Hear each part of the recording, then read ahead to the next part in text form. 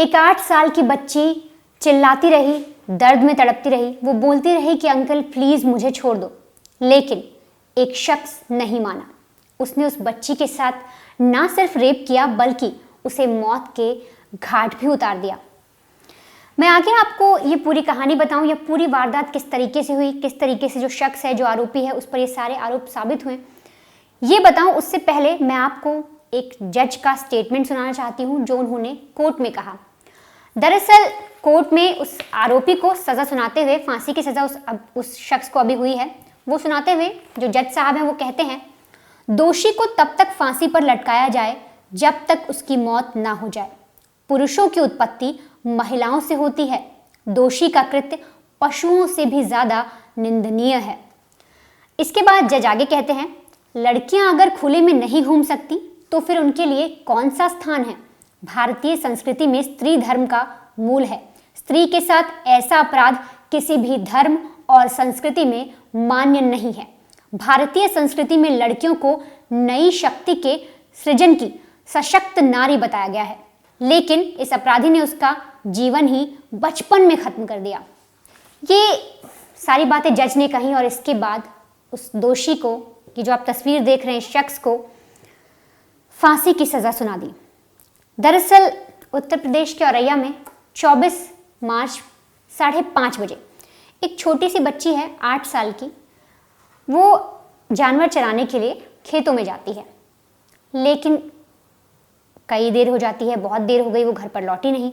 जो माँ बाप हैं, जो परिवार वाले हैं, वो परेशान होने लग जाते हैं कि आखिर बच्ची गई कहाँ। 5:30 बजे गई है और ज़्यादा दूर खेत भी नहीं है, मुश्किल से 700-800 मीटर रहेगा। अब तक तो उसे घर आ जाना चाहिए था। अब हर तरफ ढूंढा जाता है बच्ची को, आस पड़ोस में ढूंढा जाता है, लेकिन बच्ची नहीं मिलती। इसी खोजबीन में रात के 10 बज जाते हैं। अब जैसे ही रात के 10 बजते हैं, परिवार वाले परेशान हो जाते हैं। माँ का रो रो कर बुरा हाल हो जाता है। फौरन पुलिस स्टेशन जाते हैं परिवार वाले और बच्ची के गुमशुदा होने की, या ये कहते हैं कि हमारी बच्ची गाय चराने गई थी, 5:30 बजे निकली है, लेकिन अब तक घर नहीं आई और 8 साल की छोटी बच्ची है। जो पुलिस वाले हैं वो एकदम सख्ते में आ जाते हैं। उन्हें लगता है कि एक छोटी बच्ची है, उनका दिमाग अलग अलग तरीके से काम करने लगता है। उन्हें लगता है कि कहीं किसी ने उसे किडनैप तो नहीं कर लिया, कहीं उसके साथ कुछ गलत तो नहीं हो गया, और ये सारी चीज़ों का पता लगाने के लिए पुलिस इन्वेस्टिगेट करती है। लेकिन जो लोगों ने सोचा कि कहीं कोई अनहोनी तो नहीं हुई, उनका ये सोचना सही साबित हो जाता है।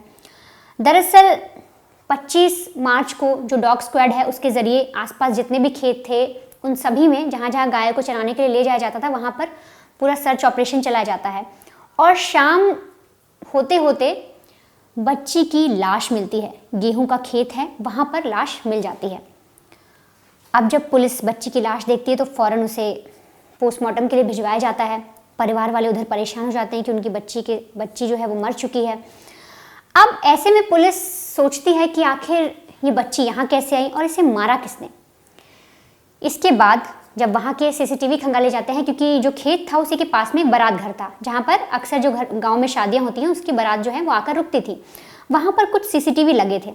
अब पुलिस उनके ज़रिए आसपास का एरिया चेक करती है, तो पुलिस देखती है कि उस बारात घर के जो लगता हुआ एक पगडंडी है उसके पास से एक खेत जाता है और वहाँ से कई सारे जो आदमी हैं वो गुजरे हैं। अब पुलिस जो है सभी को उठा लेती है। 5-6 लोग होते हैं, उनको उठाती है, उनसे पूछताछ करती है। पूछताछ में वो जितने भी लोग हैं कुछ खास नहीं बताते, लेकिन उनमें से एक शख्स है जो बार बार पुलिस को अलग अलग जवाब देता है। वो पहले बोलता है कि मैं इस एरिया में 5 बजे आया, फिर कभी कहता है कि सर मैंने शराब पी रखी थी, मुझे ढंग से याद नहीं। जब वो इस तरीके की बातें एक शख्स करता है तो पुलिस उसे धर लेती है, उसे पकड़ लेती है और फिर उससे कड़ाई से पूछताछ की जाती है।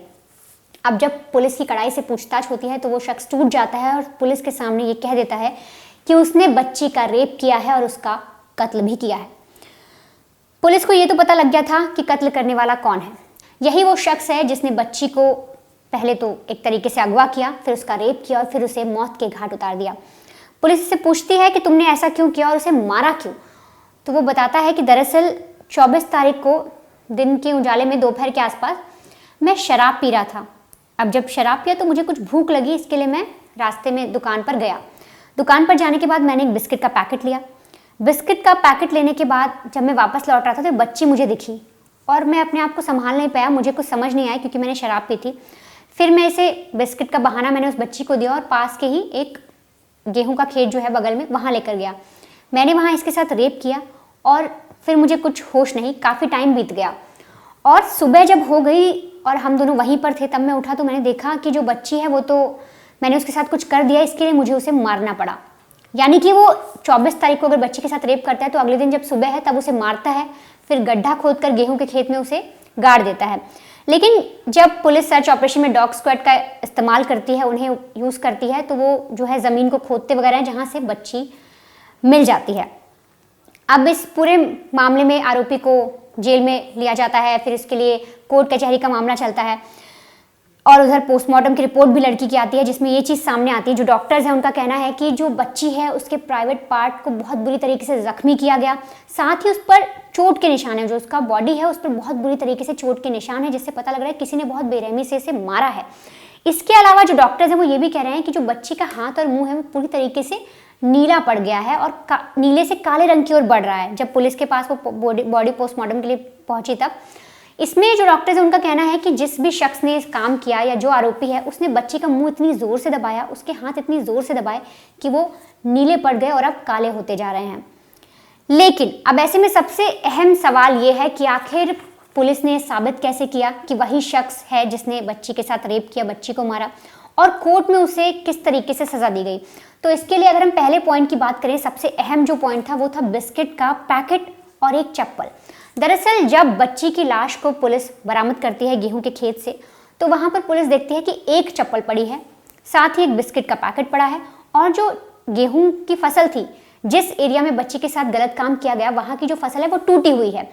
पुलिस उसी को आधार बनाती है, बिस्किट के पैकेट का टेस्ट करती है और जब को पकड़ती है तो उसकी जो फिंगरप्रिंट्स हैं और जो बिस्किट के पैकेट पर फिंगरप्रिंट्स थे, दोनों को मैच किया जाता है और वो दोनों मिल जाते हैं, जो एक अहम सबूत साबित होता है कोर्ट में। अगली बात करें तो जो बच्ची है उसके नाखूनों में गौतम की स्किन थे। जब बच्ची के साथ वो गलत तरीके से हरकत कर रहा था, उसे टॉर्चर कर रहा था, तब बच्ची अपना बचाव कर रही थी, किसी तरीके से खुद को बचाना चाह रही थी, और उसी से जो निशान है, जो नाखूनों में गौतम की स्किन है, वो थोड़ी थोड़ी सी स्किन आ गई, और उसके अलावा जो बॉडी है गौतम की, उस पर कई सारे निशान हैं, जिसकी वजह से उस बच्ची और उसके केस को एक मजबूती मिली कि ये पता लगाया जा सका कि उसी ने जो ये शख्स है, इसी ने बच्ची को मारा है और उसके साथ गलत काम किया है। अब अगर तीसरी बात करें तो जो प्राइवेट पार्ट है बच्ची का, उसमें आरोपी के सीमेन मिले।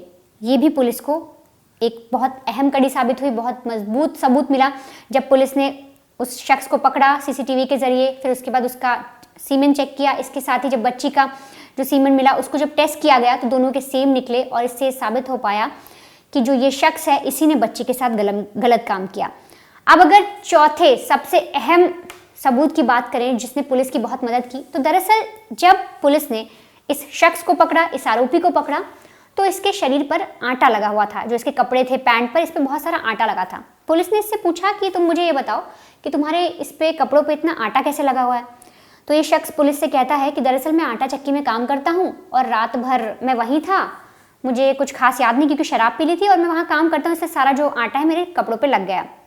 पुलिस को ये ज़्यादा अजीब नहीं लगता क्योंकि जो शख्स आटा चक्की में काम कर रहा है उसके कपड़ों पे आटा लगना लाजमी है।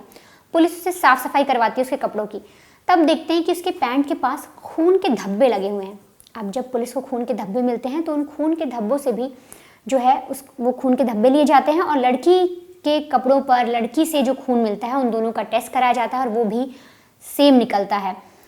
ये सारी चीज़ें पुलिस के लिए अहम सबूत बन जाती हैं, जिसकी वजह से बहुत ही जल्द, अगर मैं आपसे कहूं कि ये 24 मार्च को ये चीज़ हुई और 28 जून को जो कोर्ट है वो सज़ा सुना देती है आरोपी को फांसी की, तो लगभग 3 महीने से कुछ ही दिन ज़्यादा है तक कि ये केस को पूरा सॉल्व कर लिया गया और ना सिर्फ सॉल्व किया गया बल्कि उस आरोपी को सज़ा भी दी गई। इसके साथ ही मैं अगर आपको बताऊं कि उत्तर प्रदेश के औरैया में अगर फांसी की बात करूं तो ये चौथी सज़ा है। दरअसल साल 1997 में औरैया के जिला का गठन हुआ था, तब वहां पर कोर्ट ने फांसी की सज़ा सुनाई थी। इसके बाद साल 2007 में एक फफूंद का तेहरा मर्डर हुआ था जिसमें 3 लोग को मारकर मौत के घाट उतारा गया था, उसमें भी फांसी की सज़ा सुनाई गई। इसके बाद साल 2019 में एक तरफा प्रेम में एक लड़का था एक लड़की के, तो उसने उस लड़की को मार दिया था, उसके लिए भी कोर्ट ने उस लड़की को फांसी की सज़ा सुनाई। और अब हाल ही में जो बच्ची है उसके साथ जब इस तरीके से घिनौनी वारदात को अंजाम दिया गया, फिर उसे मौत के घाट उतारा गया इतनी निर्ममता से, इतनी बेरहमी से, तो उसके लिए भी इस आरोपी को अब कोर्ट ने फांसी की सज़ा सुना दी है।